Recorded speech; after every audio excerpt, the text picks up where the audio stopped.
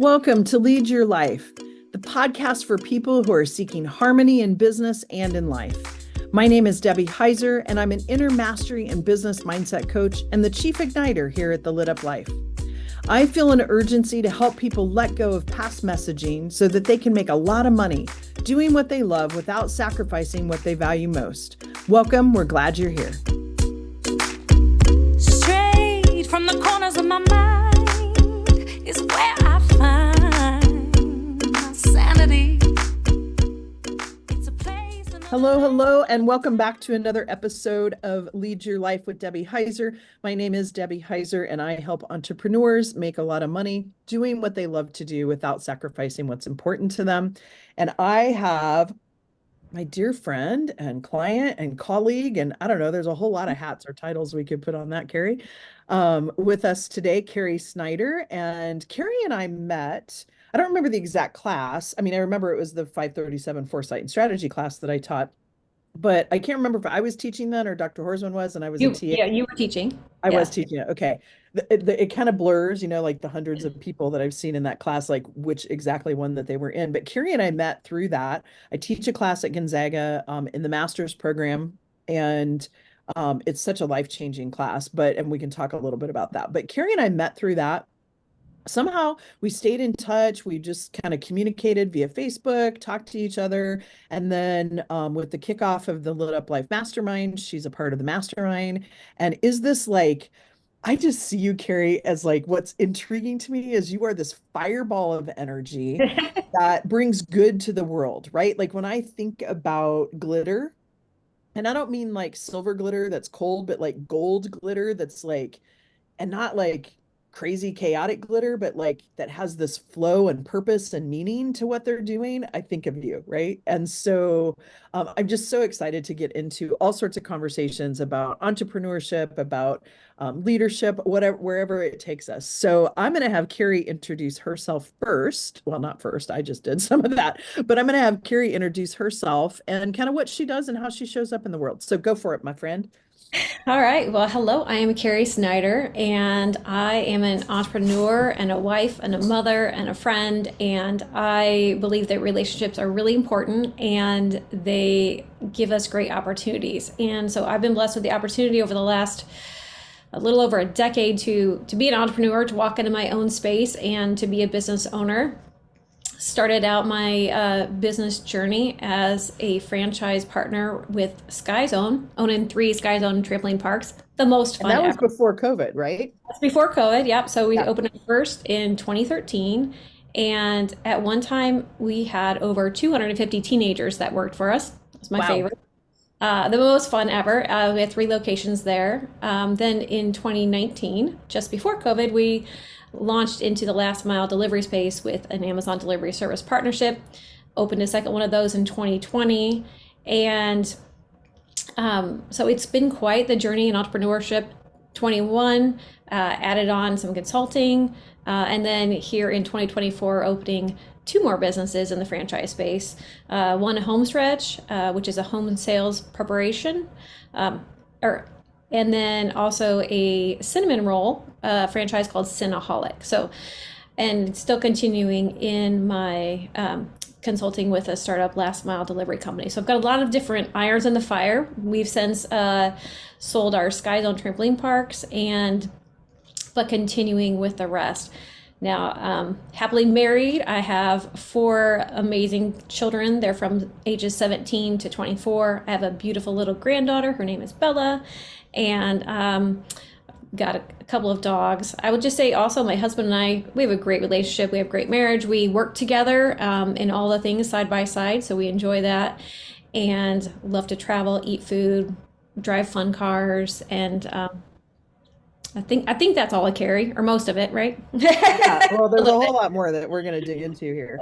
But one of the things that you said that I want to back up, because there's a whole lot that you just like went into, and so I want to dig into. Okay. So with the Sky Zones, you had a bunch of teenagers, and I want to go back to that for a second, but did you sell those right before COVID? Like, or was it you kept, tell me Yeah. that story. I don't know if I know that. Yeah, so that was fun. We actually, so because we had started working in the delivery space, Yeah. we partnered in our Sky Zones, and he said, "Hey, maybe now's the time to sell." I said, "Fine, we'll see what that's like." I also had the understanding that I knew that I was meant to move on to something else, but I didn't know what. So as long as something was taking that space, I couldn't move on to what's next in my journey. And so we did list our parks for sale. We were set to close on the sale of those businesses on April 1st of 2020. Oh gosh. And so, as you can imagine, you can't sell a business that is shut down. So, we actually were shut down for 3 months in our markets and then opened them back up. Parks are doing well. Our original buyer came back with a new offer and ended up that corporate decided they wanted our parks more. So, we did sell to the corporate Sky Zone franchise group in Okay. September of 21. So we got to endure a little bit of COVID. Yeah.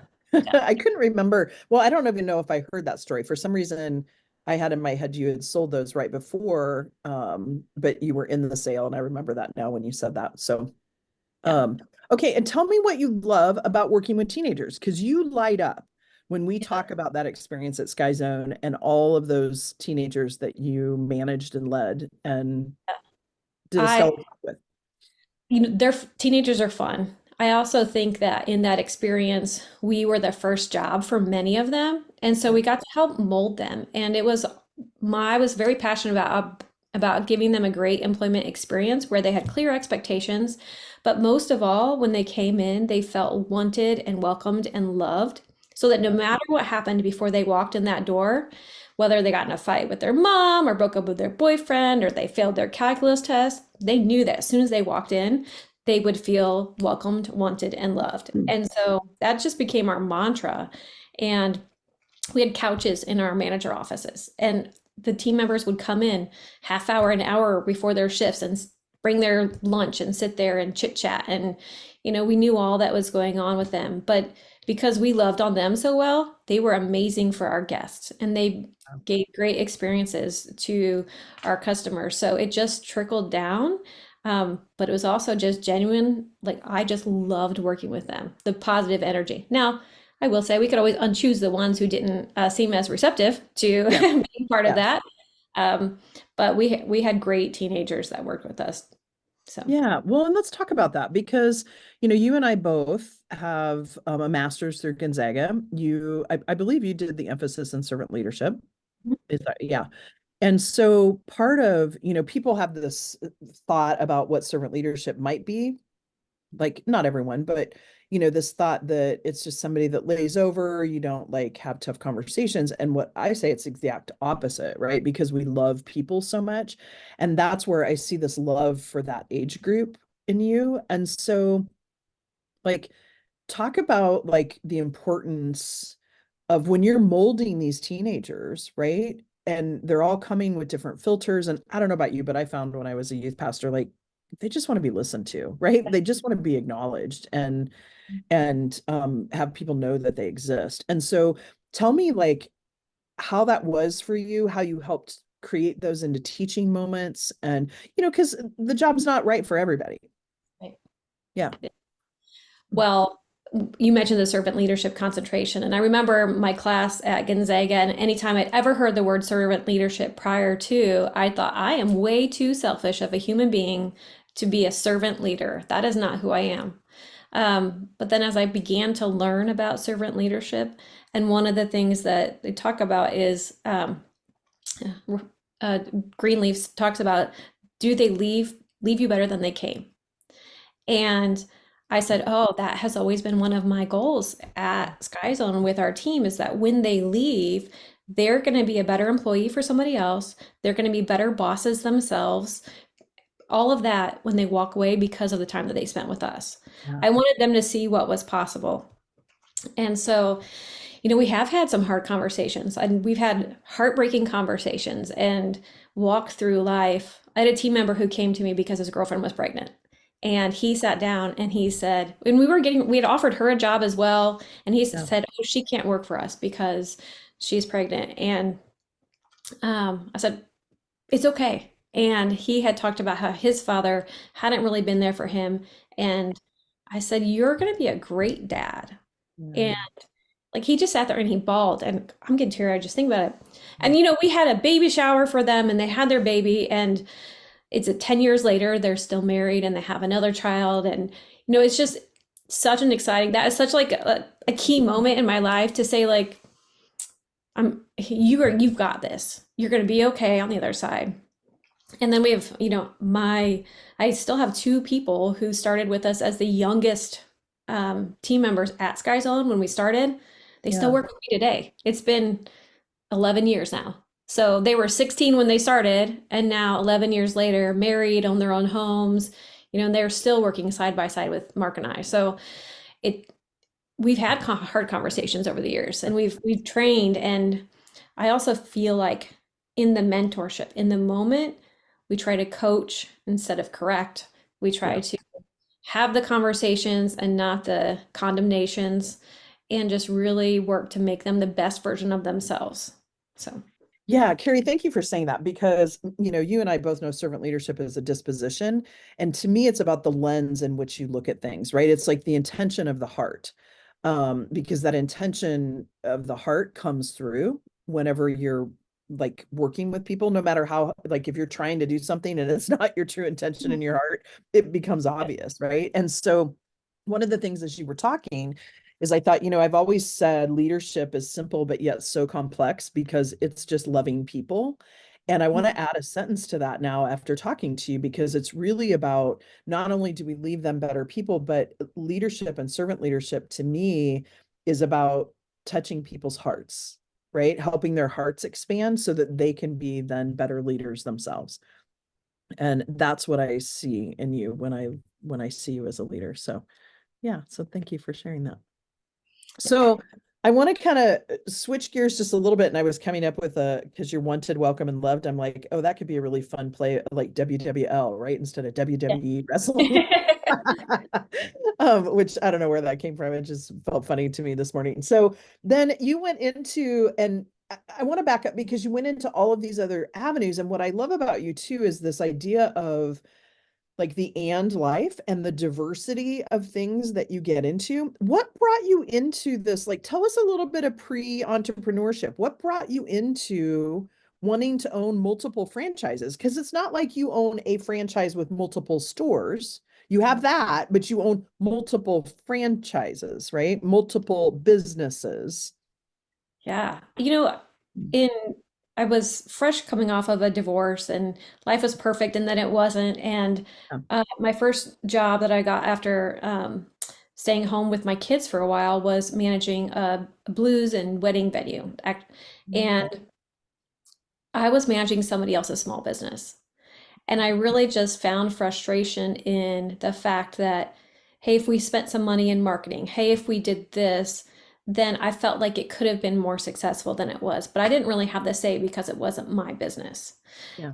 And it became the dream at that point to say, what do I really want to do with my life? And I had to examine, where did I want to go? And at that time, that was probably in 2011, I thought about going back and getting my master's. And I said, I don't want any job that I would have to take if I got my master's, because I really liked the flexibility. I had 4 kids, and being Yeah. able to, even in his small business that I was managing, still able to have that flexibility. So I saw the benefit of being flexible and still being able to be there for my children as well. And so that was really the driving force to saying, hey, I think I want to own my own business. And then after opening Sky Zone, and can you imagine 4 kids, they got to spend up growing up at Sky Zone, They right? loved that. With all those high school students and yeah. What a terrible childhood my kids have had. And so we grew from 1 to 3 within a couple of years, and learned how to manage multiple units, and really built the leadership team. We talked about those teenagers that I love so much. And then we had a leadership team at each park, and we were able to integrate them so they all had great relationship with each other. And so I moved from managing this group to managing the leaders who were managing the groups, and saw that empowering them to grow in their space, like that was really rewarding for me as well. Now, as we looked at in 2019, we had the opportunity to move into the last mile delivery space. There was some awareness that we had that said, hey, we should probably do something else more than just this. All of our eggs are in this one basket. And though we love this basket and it's a really fruitful basket, we need to make sure that we are covered into something else. And so when we launched the delivery business in 2019, I am so grateful for all that we learned during that business, a much different business. Yeah. And, but in 2020, when those trampoline parks shut down for 3 months, the uncertainty of that, well, guess what was going crazy at that time? The Right. last mile delivery. Yeah. Like we were delivering more than ever before, right? So that sustained our family during that time and also gave us a new depth of learning for running businesses, how to work hand in hand with the corporate partnership and just meeting a whole new set of peers in that business as well. And every business we've had has given us the opportunity to meet more entrepreneurial peers along the way. Yeah. So it's been a little bit of that diversification, the learning and growing in the business. So now here we are, and there's a little bit of a rethinking of what we're doing. So I want to make sure that as we move forward with our new businesses, is it something that we love doing? Yeah. Are we working with people that we love to work with? And obviously, the financial side has to be there. We want to make sure that we're making money as well. It is a business, but there's new criteria, and we want to be picky about working with the people that we love. Is our business serving the community or its clients in some way? Right. I don't ever want to do anything that's predatory, and giving us the ability to grow. And I didn't say you've mentioned it here, but I didn't say in my intro, like in the middle of opening all of these business in 2019, I decided to go get my master's, right? Which is no small feat. Which is no small feat. So I was literally writing my final paper for my first class while I was in Seattle training to open this last mile delivery business. Of course, that's sort of how it works. But from the time that I started my master's to the time that I finished, we opened 2 businesses and sold 3 businesses, right? So yeah. So the net was there. So Carrie, we're going to take a small break and then we're going to come back, and I've listed down all sorts of things that I want to dig into when we come back. So we're going to take a quick break. We'll be right back. Let's face it, sometimes as an entrepreneur and a business leader, we need some guidance, support, and community. So we here at The Lit Up Life have 3 ways that you can work with us in order to achieve that. As a private client, we work together to quantum leap your business by discovering strategies to help you move past what's holding you back and allow you to identify what you want your life to look like.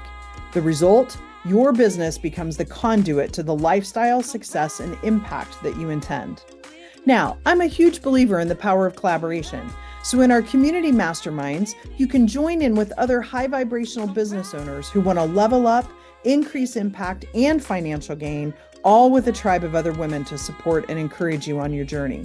Currently, we're accepting application for this women's mastermind group, which is a year-long program for women in business who are ready for that next level of success. We create deep personal awareness in a safe and supportive space where you can experience growth with others who are on that same path. Through weekly sessions with our program coaches, teachings that go beyond the buzzwords, and immersive retreats in places like Mexico, the Dominican Republic, or Belize, we work together to create long-term abundance and lasting impact in your life and business.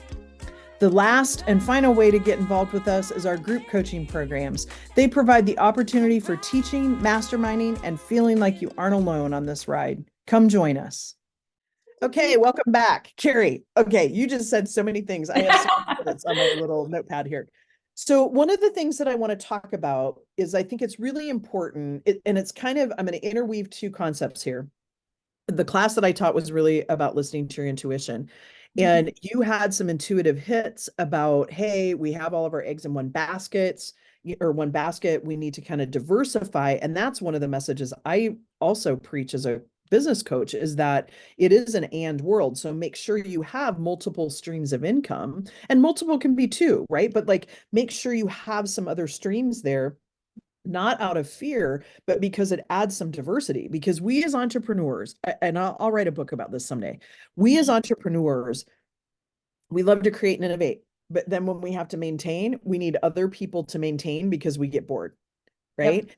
And so it's about feeding that machine, but also then making sure too, from a like financial perspective, that you're covered. It's almost like investing in the stock market, right? Like risk, low risk, medium risk, like you look at those things.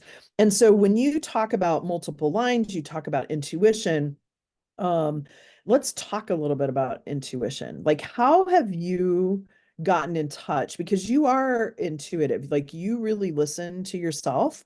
And sometimes it's a matter of being mindful about slowing down, right? But tell me about intuition. When were you first introduced to that, as far as like knowing that you had a deep knowing about what was coming with foresight? Well, and I think that I would describe myself as somebody who can look down the hall and around the corner and see what's coming. And and I wish that that translated more to some big strategic plan, but I know that, there have been examples in my career where I didn't listen to my gut. And I would say to Mark, I'm like, I should have listened to my gut. I knew this, but I let this happen. Yeah. Or um, I think one example for me, I said, was the diversification into the last mile space. And so there have been moments in this last mile business where I've said, hey, this feels off. I think this is going to happen. And then darn it, that happens. Mhm. And there's in that space, I also think it's a 3-year business. And I kept my business for 4 years. And I regret doing that. If I would have been a much cleaner break had I done that at 3 years. So there is some that I think my knowing became like, am I listening to what I feel should be done? And it's Yeah. so hard because you're mixing with your feeling in your gut and then the analytical knowing and analyzing side of things and trying to make sure that it's not like that gut feeling isn't coming from scarcity or Yeah. fear and that it's really a wise decision. And who are you listening to in your mentors and who are you running it by and having the conversations? And sometimes there's just like the hits, I think, from the universe that say, hey, this is what should be. With the home stretch business, we learned about it on the way home from selling a house where my husband had just painted and updated the home. Like this feels like it's supposed to be. Yeah. Yeah. And Yeah. all the gut instinct along the way has been, this is it, this is it, this is it. To the fact where the person who sold us the franchise is the same person that sold us our SkySim franchise. I mean, Oh, it's that's just fine. Yeah. all of the things along the way. So Ooh, excuse me. and trying to get into the knowing and the feeling, I think that just for me, like I'll write my morning pagers and in the stillness of the night when I think I can't sleep, but it's really just I opening myself to prayer and meditation and thinking about what's coming in for the next steps there. Yeah, taking that time to slow down, right? And it was funny, I was thinking about this morning, that I didn't get to ski as much this year, which to me is somewhat like a nature walk. For those of you listening, Carrie and I know what that is. It's about being intentional about being in nature and letting go of what you need to let go of and letting come what's coming, because the universe abhors a vacuum. So you want to be mindful about what's coming. And um, I was just thinking, oh, I haven't been out in nature as much with this. Do you find, I know we get busy and we don't do that, but do you find nature is still one of those places where you can step back and have some like creative thinking, some, time to let go and let come, I guess? Yeah, and I love to take my notebook outside and sit. Yeah. That's one of the spaces I like. I really also like to be intentional about noticing what's in the world around me. The red cardinal that flies by, or Mark and I are notorious for finding pennies heads up. I just opened my car door like 2 days ago, and there it was right there. Like, Yeah. But I think nature, just being in touch with the calmness that it brings allows us to find our inner peace and intuition there too.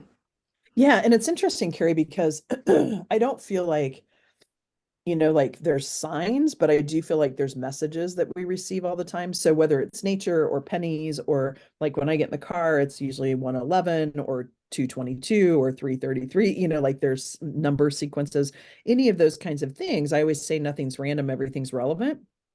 It's just a matter of if we're able to see it and want to see it, right? And that's kind of what I hear you saying too. And So one of the things that you were talking about, and then I want to get into some fun conversation about travel too, is this idea of reinvention and rethinking, right? Like you are a consummate reinvention and rethinking person. And so tell me what that does for you when you start to think, because I know right now you've got a lot of things on the board, right? If we took sticky notes and put like what you have happening and that lights you up. Some people would be like, holy crap, right? Like, I don't know if I can handle this, but you have all of those things. What does that do for you thinking about reinvention and rethinking where you're at and prioritizing differently, right? Yeah. I would say my first experience in rethinking was after we had opened all three trampoline parks, Yeah. and it was a bit overwhelming at that time. And I hired a gal who was helping me with our social media and marketing. And what we had seen another park do was a yearly planning thing. And so we started these retreats in 2016. And I know in 2017, I titled our retreat Rethink Everything. Oh, I love it.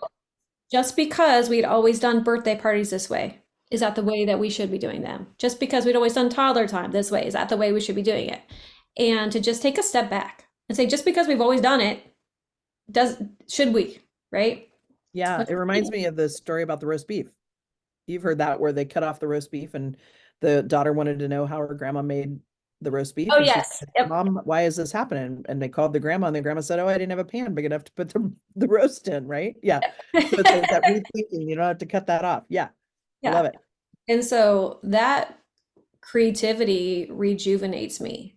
Yeah. And my final class for my Gonzaga leadership masters was Renaissance leadership in Florence, Italy. So we can transition to travel in a moment. But it really had me thinking about like, what is my Renaissance? Where do I go from here? Because I think it's really easy to stay comfortable. And like my life and it's great and it's comfortable. And there's this balance between content and if I say content here, but I want to go here, does that make me discontent? Am I not happy with my life? But I really am. But also there's that forward trajectory, and they're kind of in opposition to each other. Yeah. The law of polarity. Yeah. So I've thought about that a lot as we moved from trampoline parks to last mile delivery, which I didn't love as much. Yeah. That doesn't have the creativity. I don't get to rethink everything. I just have to execute. And that's not really who I am at the core. And then we move into opening new businesses and allowing ourselves to move into creativity and like solving problems. That's part of who I am too, right? So I want to solve the problem. Yeah, I love that. And when I think about how you do that whole like rethink and thinking outside the box and really being creative and being playful, right? About where Mm. you're headed. And I know some of the travel, but that like when you have pivotal moments in your life, like when you went to Florence, right? That was a pivotal moment for you. And thinking about the longer term and what happens when you're gone and what kind of impact have you made and you're still really young in comparison to me, but like when I think about like to me that just feels really healthy how you guys approach that, and I just have so much respect for that as well. So I want to move into travel because then here in the next 3 or 4 minutes, I want to get into a few little personal questions, but tell us about your favorite place, which I think I already know, but your favorite place to travel. I mean, currently we're Italy, but I like me a good beach too. So I'm turning 50 this year, so I keep talking about where do I want to be on my 50th birthday. So I'm currently somewhere between returning back to some of my favorite spots in Italy and finding a new spot or two, or taking a trip to Thailand because it's been a life goal of mine. This is ridiculous. I want to go. I want to meet an elephant. I want to bond with the elephant. And then I want to go back in 10 years and I want the elephant to remember me. So, Oh, that's cool, Carrie. Hey, and if you want me to, I know we're on the podcast, but if you want me to, I've got a good friend here in Sandpoint that has been to Taiwan numerous times, or Thailand numerous times, and I'm happy to connect you because she also went to elephant stuff. Like they go there frequently. yeah. They've thought about even getting a house there and going, for months at a time. So if you want me to connect you. Yeah. But then again, Italy is just Italy, right? Did you ever go to Cinque Terre? Yes. Yeah, we did a day trip Uh, there when I was there for the class. that's one of my favorite places that I stayed. So, but and I see pictures of people traveling to Florence, and I'm just like, oh, like Paris was awesome, and I loved France, but there is something about Italy that, and I've said I don't want to go back to places that I've been because I have so many other places. You know, you only have so many go-go years, and Mhm. so, but man, I think I could go back to Florence and then head up like into the Dolomites and come back I'd around. like to go there. That's on my list. So, Yeah, there's some cool like hikes like that you can people will take all your stuff to the next hotel or whatever and you can hike up through the Dolomites. Check that out, girl. I'll I be want to down for vicariously live for you through you first. And then as we do our workouts in Costa Rica, which let's talk about that. So Carrie and I stayed in touch. She has been part of the inaugural Lit Up Life Community Mastermind. And so it's about halfway through. Tell us a little bit about what you've learned, what you feel like you're getting out of the program. And there's some beautiful, lovely women that are your cohorts. So Well, I think that being an entrepreneur allows you to say yes a lot and to guide your own destiny a bit. When you called and said, "Hey, I'm going to put this mastermind together," first, like I'm picky about who I want as my mentor. So you asked, and I said, yes, this sounds amazing, just what I've been wanting to do. And remember, I had been considering that renaissance and becoming who I wanted the next level of Carrie. What does she look like? And so it was a perfect timing for me in my life. And then I just love connecting with you and with the other gals in the class because, you know, everybody in our mastermind is driven yeah. and beautifully smart women who have good intuition, who have good head on their shoulders, but are motivated in their businesses as well. So I picked up so many tidbits from everybody, from books to read or new apps to help organize my life. And just to have that support with other successful women has really, it's priceless for me. Yeah. And in my busy life, sometimes I joke that I need to go hang out with people that I didn't give birth to or don't work for me, right? And so Yep. because I spend a lot of time with my team or my kids, right? Yeah. Um, so finding a cohort of women who I felt that I could really, one, open up to, share some struggles that I'm having, and also find support and also be support to them as well, as we're all working to run our business as well and to get to that next level. Like that's been great. I love the vivid vision we've been working on. I know we had so much resistance going into that whole exercise, but to clarify that for me to say, where do I want to be in 3 years? Because I think sometimes we're going through the moments of the day by day, and this is also a throwback when I mentioned that I hired the social media and marketing director for my company. What she did was we were working day to day. We were worrying about who called off that week, the schedule for this week, what's happening in the next 7 to 14 days, what's happening today. And she helped us to take the focus to that 30, 60, 90 days and even a year during those planning meetings. And so I feel like the mastermind has helped me personally to help get past just what I'm dealing with this week, what's on my schedule for today, but to help create that vision for not just the 60, 30, 60, 90 days, but the 3 years, 5 years out. And so that's been really good for me and the discipline to do that. Great. Carrie, thank you for that because that's one of the beautiful things that I've seen between all of you is this thing that I'm wanting to create. For those of you listening, the hearts just showed up on Zoom. But what's really touched my heart is one of the big reasons that I started this was to get women to support each other, not in codependent type of relationships, not in this I'm jealous because you're doing this and I'm not doing this, but really in this like supportive, hey, I trust that you trust yourself. And even if you don't, I'm going to believe in you and borrow some of that belief. And I feel like you all have really done that. And that really warms my heart. So thank you for saying that. So okay. So a couple of quick things. Wanted to find out from you because we're coming to a close here. What's the best book that you've read in the last year? Well, I will say that the best book that I've read recently is The Six Types of Working Genius.